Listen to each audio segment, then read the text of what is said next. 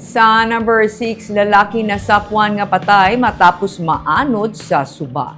Nagakaagnas na ang bangkay sang 34 anyos nga lalaki sang siyang makitaan sa Binalbagan River, sakop sa barangay Makagahay sa Banwa sa Moises Padilla, mga launa 20 sang hapon sa Domingo, Agosto 2. Ginsiling ni Police Major Ryan Villasario, ang hepe sa Moises Padilla PNP, nakita ng biktima duha ka adlaw matapos siya nga anod sa suba sang Biyernes, Hulyo 31. Nagwa sa investigasyon nga nagpadulong sa suba ang biktima kag iya 23 anyos nga utod agud kuntani nga manguha sing isda gamit ang improvised electrocution fishing device.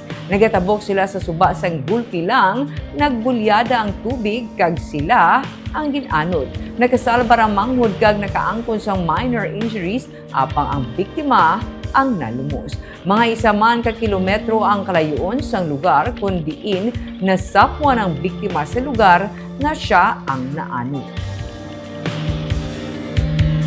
Actually, nag-aapon na siya na recover na ito, no? Ang bangkay. Ang natapos sila is sang 31 pa sila lakat, no? Nag-ano sila sa pangurinti ni, no? Pangurinti ang tapos natahingan nga while cruise sa suba, nagdalus-dus ni ang suba, no? Ang kapusog sang tubig tungod nagaulan sa babaw, no?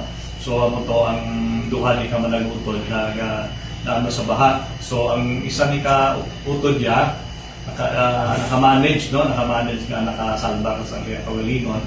Apan ang isa ni nadula, no? Nadula hasta sang kagapon ng nakita.